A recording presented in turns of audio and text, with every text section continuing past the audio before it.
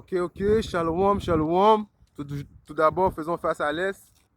J'aimerais rendre gloire hommage à Yahweh, Bahashim, Yahusha, Bahashim, Orka, Kodash. Shalom aux élus et double honneur aux apôtres et aux aînés de Great Millstone. Et salutations aux croyants et aux croyantes. Ici frère Amos et je suis back avec une autre leçon inspirée de Yahbashim, Yahusha. Alors cette leçon, en espérant que 15%, en espérant que j'aurai le temps de rentrer dans ma leçon. Car là, le téléphone vient m'annoncer que j'ai plus beaucoup de données. Mais allons-y, droit au but, car nous devons prophétiser la parole de Yahbashim Mashai semaine après semaine. Car les temps approchent, nous pouvons voir les tests nucléaires que le roi des Mèdes est en train de faire en parlant de Poutine. Il est en train de démontrer sa force. Il est en train d'avoir un esprit de malfaisant qui est en train de s'emparer de sa tête. Un sujet que je vais toucher. Et puis, nous pouvons voir que spontanément, il y a des usines d'alimentation aux États-Unis qui se font brûler. Activement brûler, c'est pas des coïncidences, c'est planifié. Mais éventuellement, c'est tout ça pour déclencher la troisième guerre mondiale et éventuellement la famine qui s'attarde à toucher l'humanité, qui a commencé en Europe et puis graduellement qui commence aussi ici. Car personnellement, j'ai été dans des supermarchés près de la maison et il manque des aliments. Éventuellement, il va en manquer de plus en plus. L'inflation va grimper au sommet. L'inflation, un mot vite fait, c'est de dire que tous les prix de tout augmente, alimentation, gaz, loyer, tout va augmenter, mais ton salaire ne augmentera pas.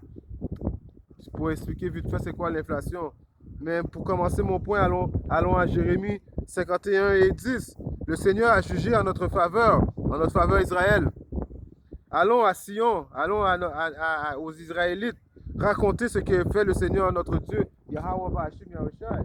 Alors comme je vous dis, Yahweh Bashim Yahushai est en train de mettre un esprit malfaisant dans la tête du roi des Mèdes pour éventuellement à venir à ses fins.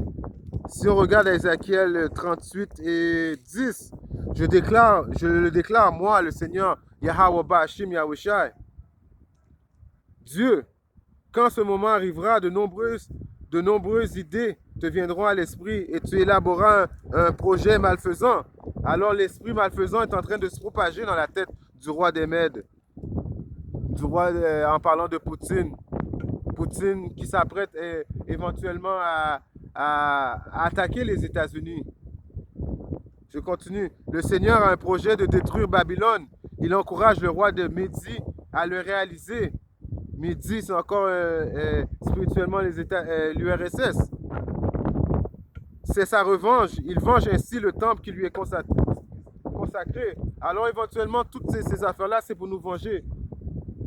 C'est pour venger son peuple, les 12 tribus d'Israël, les soi-disant dits négros, les soi-disant dits latinos, les soi-disant dits amérindiens de ce monde.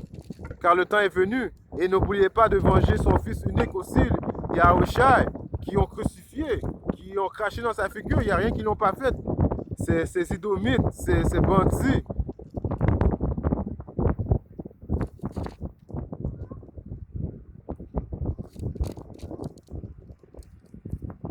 C'est la caille.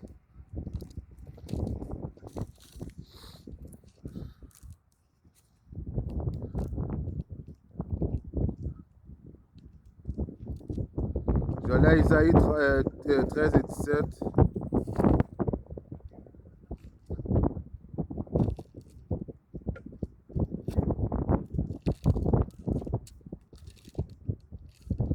À Isaïe 13 et 17, il est écrit: je vais leur susciter des ennemis, les Mèdes, qui est, comme je vous dis, comme je vous ai expliqué, qui est l'URSS présentement.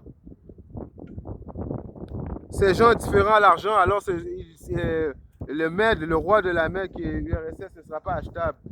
Cette fois-là, Babylone, les Édomites ne pourront pas. Quoique les Mèdes sont des Édomites aussi, c'est comme une guerre en Édomite, mais l'argent ne pourra pas divaguer les plans de Yahbashim Mashai, car ce n'est pas un plan humain, c'est un plan divin de Yahbashim Mashai. Donc ils vont juste faire que ce que Yahweh Shemashai l'ont dit de faire. Leurs flèches abattent les jeunes gens. Alors les flèches, quand on parle des flèches, c'est des missiles nucléaires qui abattent les gens, des jeunes gens. Ils n'épargneront pas les nouveau-nés, ils sont sans pitié pour les enfants. Alors que ce soit un nouveau-né, même que ce soit une femme qui est en train d'être enceinte, quoi que ce soit, Yahweh Shemashai n'aura pas de pitié pour qui que ce soit. Babylone, joyau de l'empire des fières parures de Babyloniens. La fière parure des Babyloniens, à cause nous savons que c'est un peuple très fier qui se croit intouchable, subira le bouleversement que Yahweh Shemashai a infligé jadis à Sodome et Gomorrhe. Alors, la même façon que Sodome et Gomorrhe s'est fait détruire par le feu, c'est la même façon que les Babyloniens, spirituellement, qui est États-Unis, vont se faire détruire par le feu. La première mort a été par un déluge, la deuxième mort sera par le feu, un feu intense, un feu que même Yahweh Shemashai va mettre son esprit pour faire périr l'impie. C'est pas une mort spontanée, c'est une mort que le feu va rester, l'esprit va rester dans le corps, il va faire en sorte que le corps reste dans l'esprit pour que le feu les brûle bien comme du monde.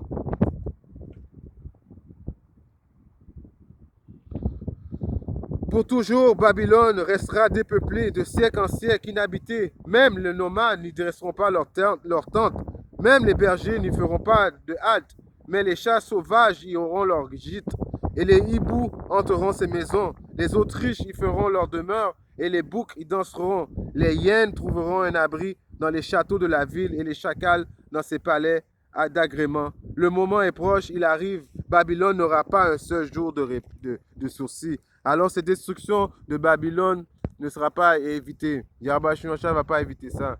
Il a le jour de vengeance dans son cœur depuis longtemps. C'est un verset biblique que je paraphrase présentement. Mais il n'y a rien qui peut sauver Babylone de la destruction. Alors, comme vous voyez, nous sommes les optimistes élus en train de prophétiser semaine après semaine. Même si on prophétise, le monde passe tout droit. Ils n'écoutent pas je parle aux autres nations, ils ne s'attardent pas à écouter leur jugement, qui est la destruction par le feu, qui éventuellement qui vont être en esclavage en dessous du peuple d'Israël. Et les Israélites qui sont des Israélites, les 2 tiers des Israélites n'adhèrent pas au message des prophètes. Parce qu'ils ne voient pas que si ça aurait été, comme je vais vous donner un exemple, si ça aurait été Jay-Z présentement avec un microphone, tout le monde serait là en train de se propager. Le monde n'adhère pas au prophète à cause qu'il se fie sur l'apparence du prophète. À Siracide 13 et 23, quand un riche prend la parole, tout le monde se tait. On l'admire son discours. Quand un pauvre prend la parole, les gens demandent qui est-ce? Il se fait un faux pas. S'il fait un faux pas, on le repousse pour qu'il tombe. Alors éventuellement, eux qui ne s'adhèrent pas au jugement qui les attend, et les Israélites qui n'adhèrent pas au message du prophète quand ils voient à cause qu'il dit qui est ce prophète, qui est ce négro, pour qui se prend-il pour prophétiser la parole de Yahweh Shemashai, sachant pas que Yahweh Shemashai prend les choses faibles de ce monde pour confuser les soi-disant intelligents de ce monde. Alors éventuellement, quand il va être trop tard, ils vont se souvenir des paroles du prophète qu'ils avaient vues dans les 4 coins du monde, car éventuellement, présentement, nous sommes dans tous les 4 coins du monde en train de prophétiser la destruction des Idomites. Ça fait penser à l'histoire des apôtres aussi. Les apôtres étaient considérés comme des gens pas bien instruits. Alors les pharisiens se moquaient en une sorte de Jean et de Pierre. On va aller voir, tout ça à cause que j'ai fait ce point-là, à Actes 4 et 13.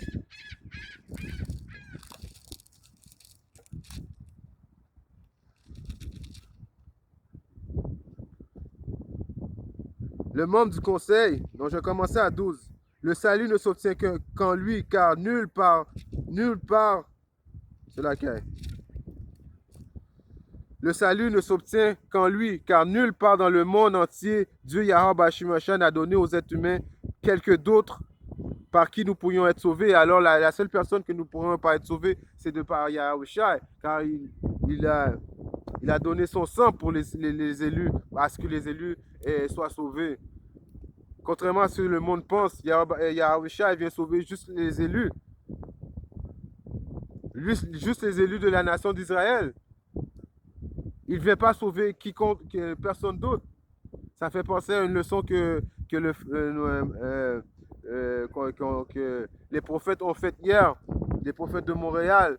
Et il y a eu un individu qui vient en disant que tout le monde est sauvé, tous les peuples sont sauvés, les nations ne comptent pas. C'est des mensonges. C'est pour ça que Yahweh Shemeshai l'a aveuglé. Yahweh Shemeshai vient juste sauver les élus d'Israël. Même les 2 tiers de son peuple va mourir par le feu et par la famine et par les animaux sauvages. 13. Le membre du conseil était très étonné car il voyait l'assurance de Pierre et Jean et se rendait compte en même temps que c'étaient des hommes simples et sans instruction. Sans instruction, il reconnaissait en eux des compagnons de Yahushua Mashiach. Alors, quand Yahweh Shemeshai a donné la possibilité à Pierre et Jean d'avoir la vérité, il n'avait pas choisi les plus riches du peuple d'Israël à vouloir le suivre. Non, c'était ceux qui ils étaient positionnés à avoir le salut à des hommes humbles de la nation d'Israël. Quoi qu'en soit, il y a des personnes parmi nous, parmi les optimistes élus, qui ils ont fait des études, éventuellement, oui, à cause que nous sommes nous sommes dans le système de ISA. Il y a des frères qui ont des études plus avancées, mais généralement, c'est pas un aspect que Yahweh Shemeshai a cherché avant tout à avoir sur ses prophètes. Des hommes simples, des hommes simples et qui sont prêts à le suivre dans l'honnêteté et la sincérité. C'est ça que Yahweh Shemeshai cherchait.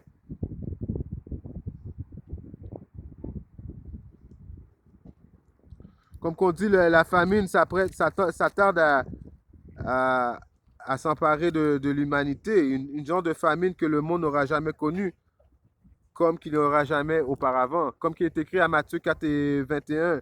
Car en ce temps-là, la détresse sera plus terrible que toutes celles qu'on a connues depuis le commencement du monde jusqu'à maintenant. Il n'y aura plus jamais de pareil. Alors le temps de détresse que nous allons connaître est pire que tout temps connu auparavant. Et nous savons qu'il y a des récits bibliques auparavant que la détresse était épouvantable. La famine, le cannibalisme, et il y a plein de tribulations que le peuple d'Israël a passées auparavant, atroces. Mais éventuellement, qu'est-ce qui s'entame pour les prochains jours, mois et années? On ne sait pas quand Yahweh Shemeshai va revenir. En espérant que ça va. Moi, personnellement, j'aimerais que ça soit cette année. Mais comment les choses sont en train de se dérouler, ça est en train de se dérouler tellement vite qu'on ne sait pas. Ça peut arriver n'importe quand, comme ça peut arriver cette année, comme ça peut arriver l'année prochaine. Mais comme si on prend l'exemple des apôtres des Grand Millstone, l'année du turn-up, c'est cette année. Et comme on peut voir, l'inflation est en train de monter. Il manque des aliments dans les, dans les, dans les magasins alimentaires.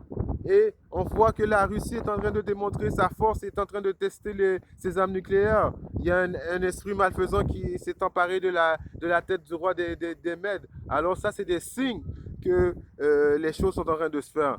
Personne ne sait l'heure ou le jour, la date précise où ce que Yahweh Shemeshai va venir avec les anges, transpercer le ciel et venir nous délivrer des forces du mal, des forces de Issa, qui est le diable, qui est l'homme rouge, qui est l'homme blanc.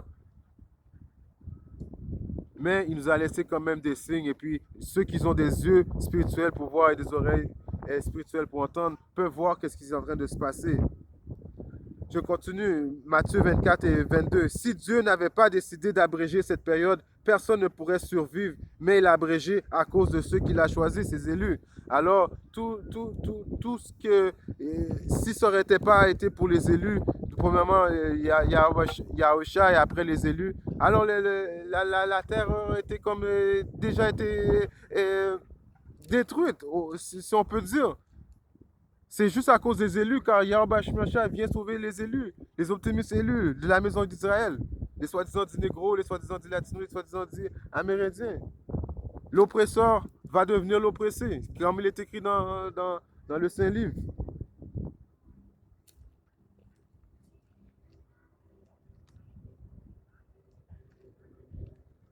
À 2 rois.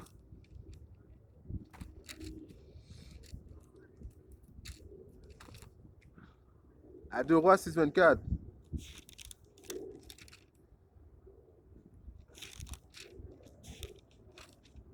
À 2 rois 6-24, juste pour vous montrer un point.